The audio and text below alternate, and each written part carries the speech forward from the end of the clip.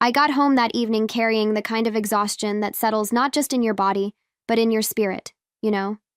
And right there on my doorstep was this breathtaking bouquet, so elegant it almost looked like it belonged in a movie. For a moment, I actually felt my heart warm the way it used to when Chris did something thoughtful. I let myself believe he remembered me, remembered us, remembered who we used to be. The flowers smelled like a soft reminder of the woman I once felt like.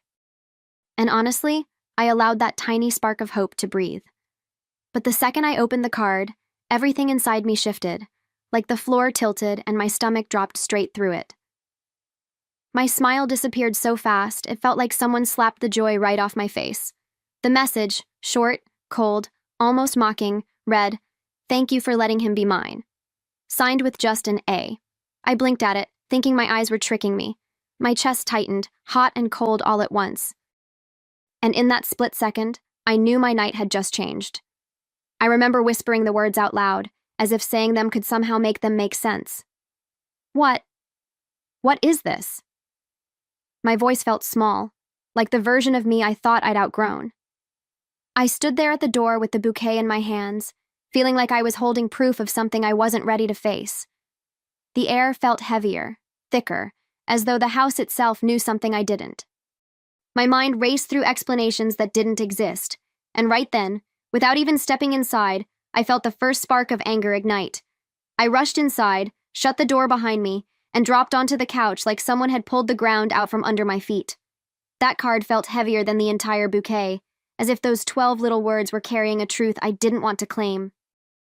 I kept rereading the message over and over, like maybe the letters would rearrange themselves into something harmless. But each time, they cut a little deeper. The room felt so quiet it was almost insulting. And with every breath, anger started to replace the shock.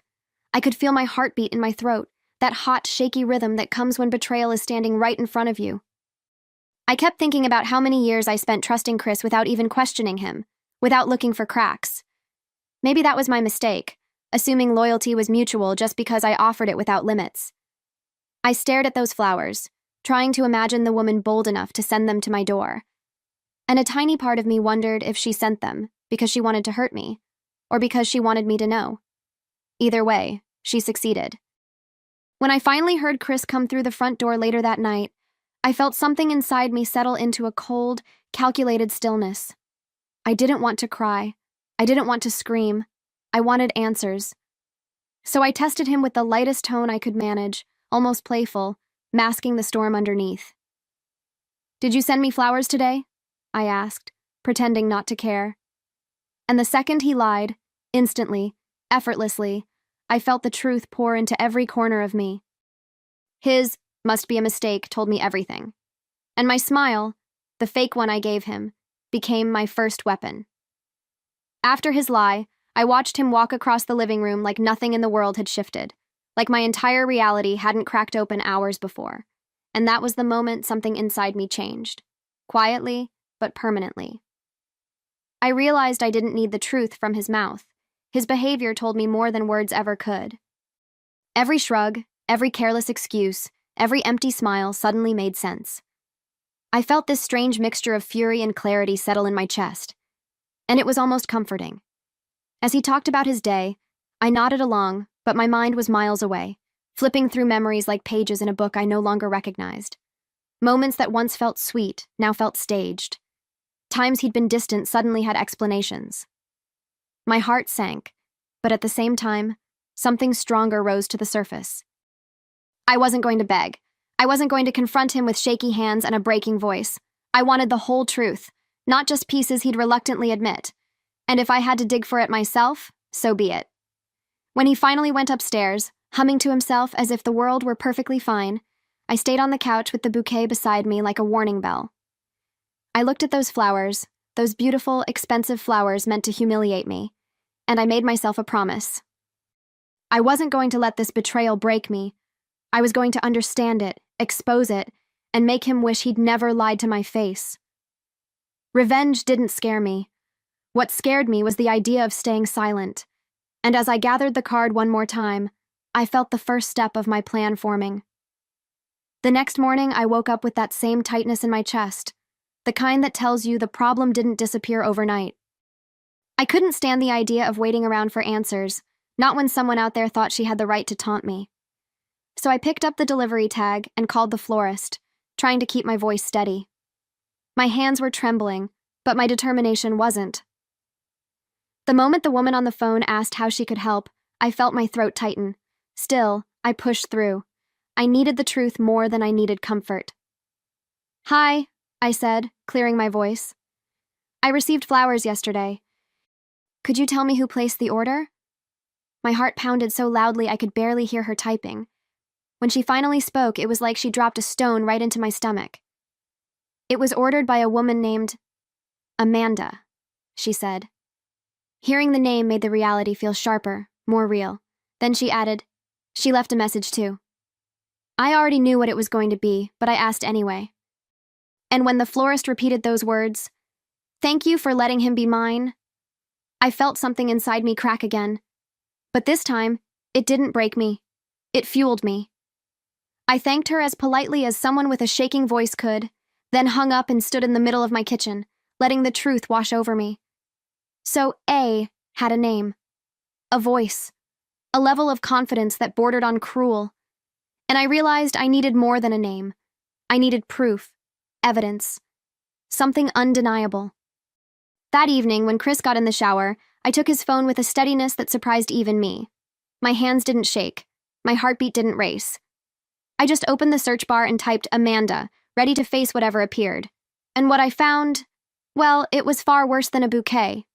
When the messages loaded, it felt like someone had opened a window during a storm. Everything inside me scattered. There they were, dozens of conversations, some short and careless, others long and intimate.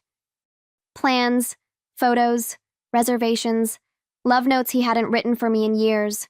Each message pulled me deeper into a reality I never gave permission for. And the worst part was seeing how happy he seemed with her. Not guilty, not torn, just invested. Scrolling felt like walking through a crime scene of my own marriage. I saw dates that matched nights he said he had to work late, restaurants he swore he only went to with colleagues. Little jokes between them, inside references I didn't understand, and that hurt more than any photo. I wasn't just betrayed, I was replaced. And staring at their weekend plans, hotel, dinner, a full itinerary, I felt a burning calm settle over me. Not the kind that makes you break down, the kind that makes you see clearly, sharply, like the world just snapped into focus after being blurry for too long. My fingers tightened around the phone as if gripping it could steady the swirl inside me. "She's thanking me," I whispered to myself, my voice barely there. "Because you gave her everything behind my back." Saying it out loud made it real in a way reading it couldn't. I felt tears forming, but I blinked them away. I didn't want to cry for him, not anymore. I wanted to understand how deep this betrayal went, and even more, I wanted to decide what I was going to do with it.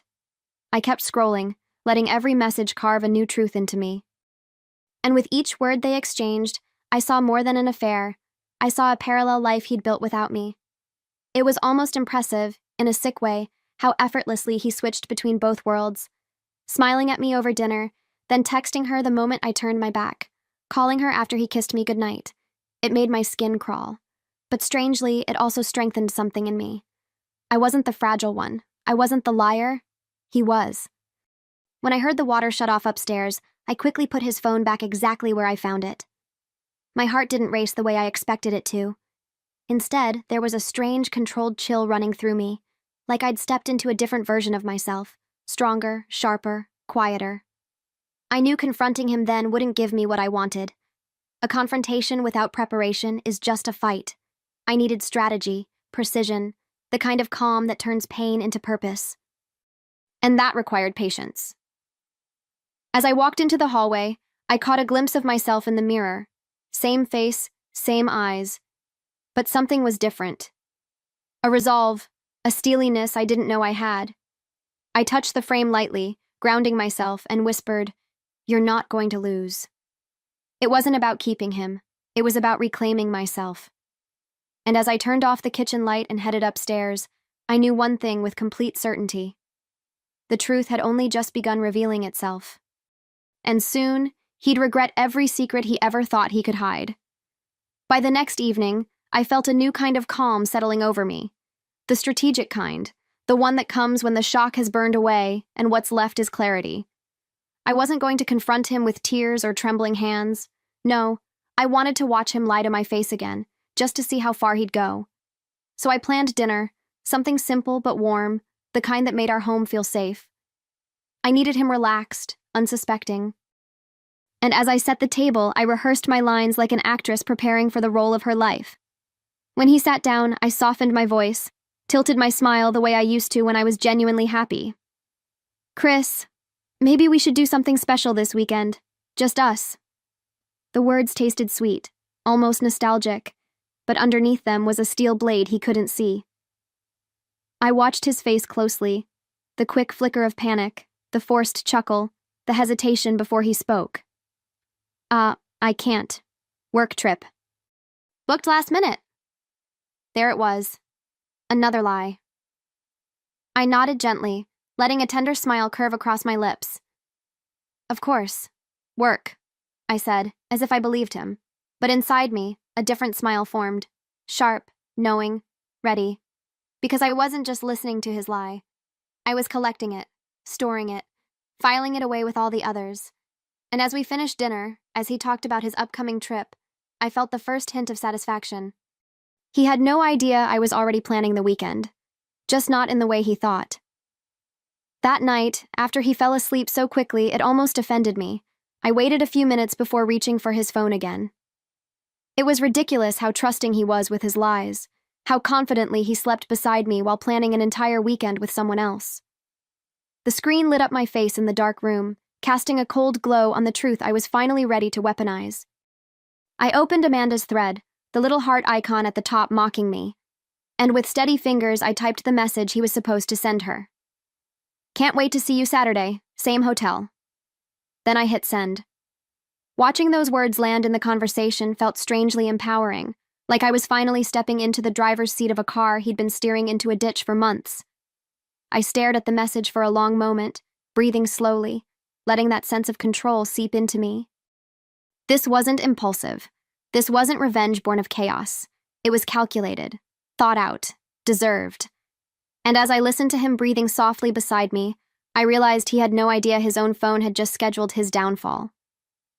I placed the phone back exactly where it belonged, took one last look at him, and felt an unexpected wave of clarity. Not sadness, not jealousy, just truth. The truth that he wasn't the man I built my life around. The truth that I didn't need his confession. I already had the evidence, the motive, the timeline. And now, I had the setup. As I lay back on my pillow, staring into the dark ceiling, I felt something rare, almost like anticipation. Because Saturday wasn't just their romantic getaway anymore, it was the beginning of his unraveling. The next morning, he moved around the house with that same easy confidence, humming while making coffee, scrolling through his emails, completely unaware that his world was already cracking beneath him. I watched him from across the kitchen, studying the little habits I'd once found charming, how he tapped his fingers on the counter, how he chewed the inside of his cheek when he thought. But now, every detail felt staged, artificial, like I was observing a stranger pretending to be my husband. And strangely, that realization didn't hurt as much as I expected. It simply clarified things. He kissed my cheek on his way out the door, casual and careless, saying he'd be busy for most of the weekend. Busy. The word echoed inside my mind like a dare. I smiled back, warm and supportive, the way a wife is expected to. But behind that smile was a version of me he didn't know existed, the version he had unknowingly created. The version who wouldn't cry quietly in the dark anymore, but would meet betrayal with precision.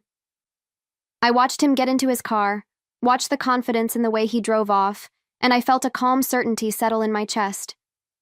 Saturday was coming. Once he was gone, I sat on the couch with my hands folded, letting myself feel the full weight of what I was about to do. This wasn't just catching him in the act. It wasn't even about Amanda, not really. It was about reclaiming my dignity, my voice, my narrative. I thought about all the times I'd overlooked instincts, silenced doubts, dismissed signs in the name of love. No more. Not from this moment on. As I stood up and grabbed my bag, I knew one thing. The woman showing up at that hotel wasn't the same woman who received those flowers. Saturday arrived with a strange mix of nerves and clarity, the kind that makes your pulse race but keeps your mind razor sharp.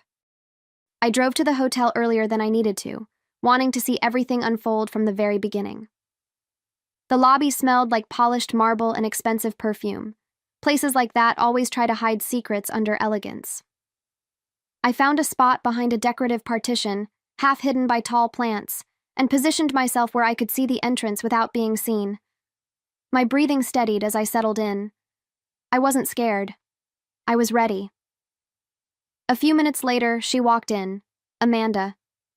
She was exactly the kind of woman who sends a bouquet to someone else's wife. Confident, polished, holding a gift bag like this was some romantic getaway instead of borrowed love. She looked around with that impatient excitement of someone meeting a man who doesn't belong to her. Watching her made something inside me go quiet. Not hurt, not jealous, just quiet. Like I finally understood the shape of the storm I'd been living in. And then, right on cue, Chris walked in behind her. He didn't hesitate, didn't look around, didn't check his surroundings. He just went straight to her, pulled her into a hug, and kissed her like he was free to do it. That was the moment any lingering softness in me evaporated. Seeing it with my own eyes didn't break me. It confirmed me. And as he held her, my husband holding the woman who thanked me for letting him be hers, I stepped out from behind the wall. Every sound in the lobby seemed to fade as I walked toward them, my footsteps steady, my heart surprisingly calm. The moment they saw me, it was like someone snapped the air in half. Chris jumped back as if he'd touched fire, his face draining of color so fast it almost looked staged. "Elena, what are you doing here?" he stammered, panic spilling out of him in waves. Amanda, on the other hand, didn't flinch. She crossed her arms, smirked, and tilted her chin up as if she'd been expecting this moment. "I told you she'd find out eventually," she said, her voice dripping with satisfaction. It was surreal, watching them react so differently, one afraid, one proud. I stood there, calm in a way that surprised even me. "Wow," I said, loud enough for the lobby to hear. "Now I understand the flowers." A few guests nearby turned their heads, curiosity pulling them into our orbit. Amanda rolled her eyes like she was the star of the show, and I almost laughed at her arrogance. Chris opened his mouth, trying to piece together a lie he hadn't prepared for. "Elena, wait. This isn't—" I raised a hand, silencing him without effort. I wasn't here for excuses.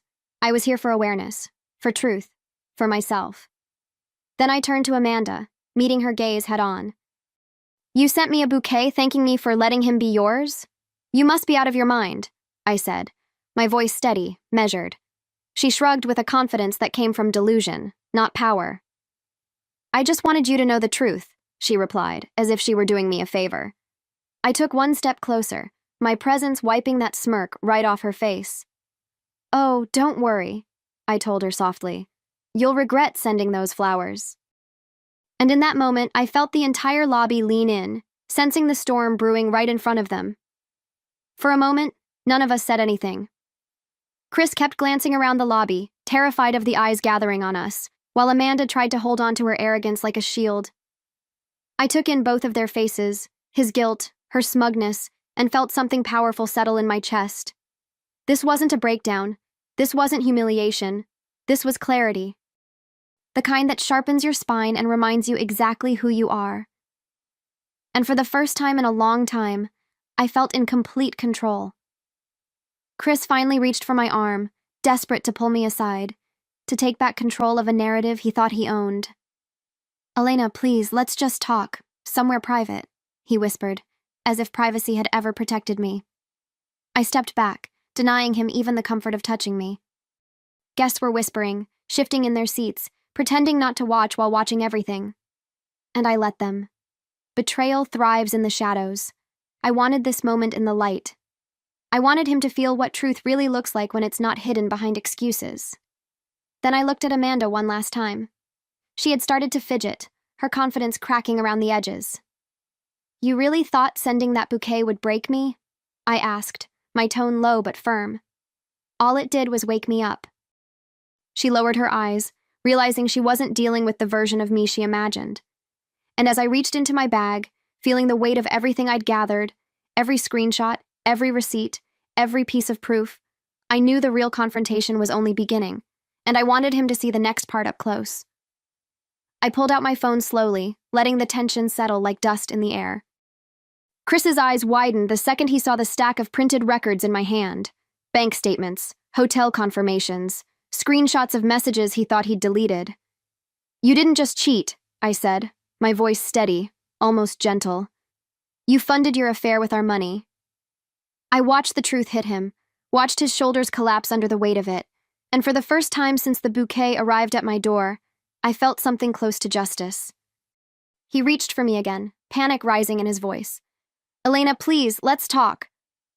That familiar desperation, the same tone he used whenever he wanted to avoid consequences, made something inside me harden.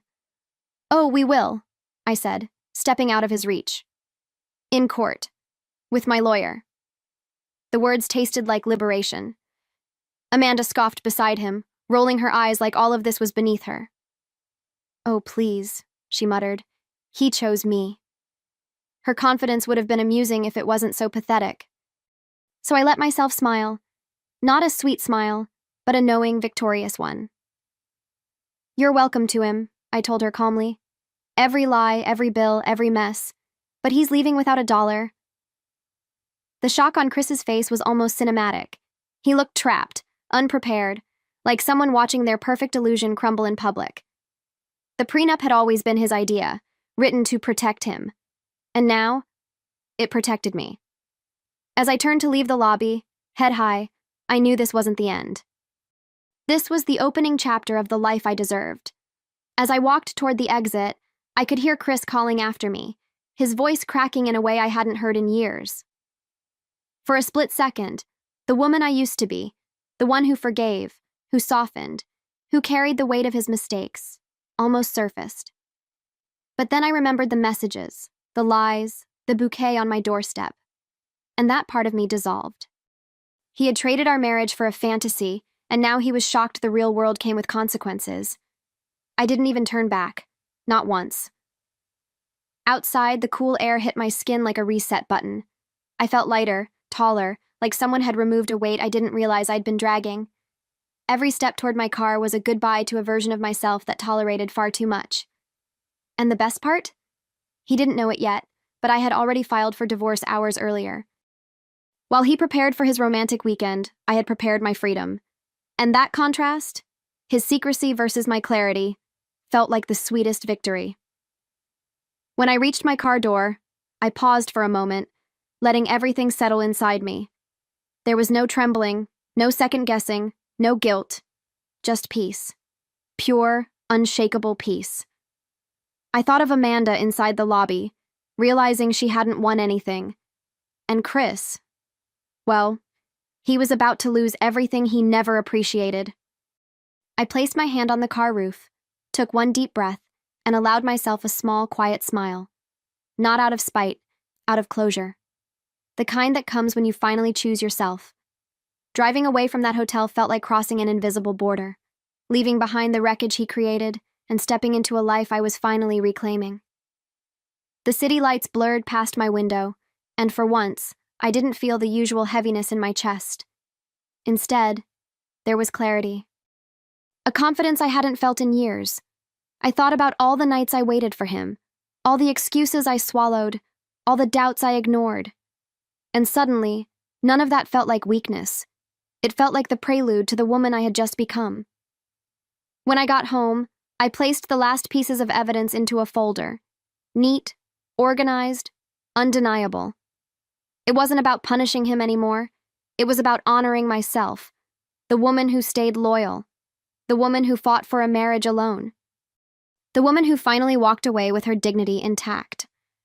I looked around my living room, the same space where I held that bouquet days earlier, and felt the sharp contrast between then and now.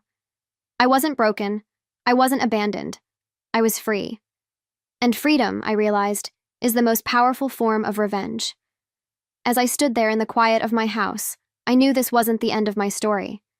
It was the transformation, the necessary shift, the moment where pain stopped being an anchor and became a stepping stone. Chris would learn his lessons in courtrooms and empty bank accounts.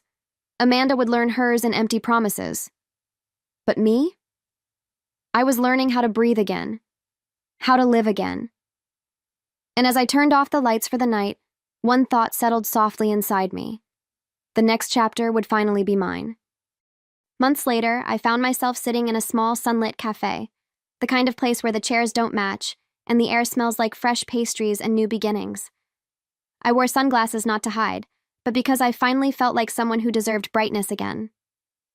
The world around me felt different, softer, as if sunlight had found a new way to reach me.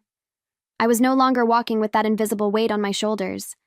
Instead, I felt grounded, present, almost blooming. And for the first time in a long time, peace didn't feel fragile. It felt earned. As I sipped my coffee, a delivery man approached my table with a tiny bouquet wrapped in simple brown paper. "Order for Elena?" he asked, smiling politely. I could feel the old version of me searching for explanations, wondering who sent them, waiting for disappointment. But I wasn't her anymore. I nodded, returning the smile. "Yes," I said. "I bought them for myself." And saying those words out loud, claiming them, felt like choosing myself all over again. A small act, maybe, but deeply symbolic. Something I should have done years ago. I lifted the bouquet, admiring how delicate and imperfect it was. Nothing extravagant, nothing flashy, just honest and beautiful in its simplicity. And somehow, that felt right. My life had become quieter, steadier, more intentional. I had kept the house. I had grown in my career. I had started traveling, meeting people who saw me for who I was, not who they needed me to be. And as I sat there, surrounded by sunlight and the scent of flowers I chose for myself, I felt something warm settle inside me, a future entirely on my terms. Chris's downfall came quietly, almost anticlimactically, the way truth often does. No dramatic explosions, no shouting matches, just consequences arriving right on schedule. He lost the house, the car, and the money he thought would always be his safety net. And when Amanda realized he no longer had anything to offer, she left him without a second thought. Their fairy tale, built on lies and borrowed affection, crumbled faster than I expected. Sometimes karma whispers. Sometimes it removes entire foundations. In his case, it did both. I heard bits and pieces from mutual acquaintances, the kind of gossip that used to sting. But now, it barely left a mark. Not because I wanted him to suffer, but because his suffering wasn't mine to carry anymore. His mistakes were finally sitting where they belonged, on his shoulders, not mine. And the freedom that came with that realization felt like a breath I'd been holding for years. I wasn't angry. I wasn't bitter. I was simply done. Done giving him space in my mind, in my heart, in my life. One afternoon, I opened my email and saw his name. For a moment, I froze, not from fear, but from surprise. The subject line was short, desperate, almost childlike. "Please, can we talk?" My finger hovered over the message, but I didn't need to open it to know what it said. Apologies, excuses, maybe even a plea for another chance, but none of that mattered anymore. I clicked delete with a calmness that felt almost luxurious. Letting go, I've learned, is less about erasing the past and more about refusing to let it interrupt your future. As I closed my laptop, a soft breeze drifted through the cafe window, lifting a few strands of my hair and brushing them across my cheek. It felt like the universe was nudging me, reminding me that life keeps moving, beautifully, quietly, steadily, whether someone chooses to love you well or not. I looked down at the small bouquet beside my cup, its colors warm and gentle, and I smiled to myself.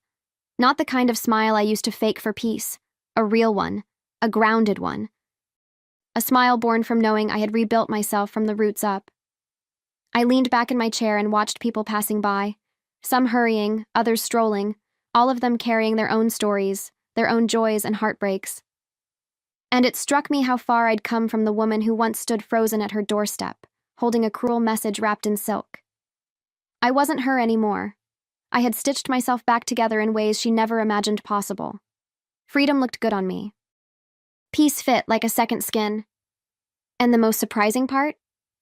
I didn't miss my old life at all. As I gathered my things and stood up to leave, I let my fingers brush over the bouquet one last time before placing it gently in my bag. And before walking out of the cafe, I whispered a quiet truth to myself. A promise, really. The only bouquet I'll ever accept again is the one I give myself. And with that, I stepped into the sunlight, ready for everything waiting on the other side of this new beginning.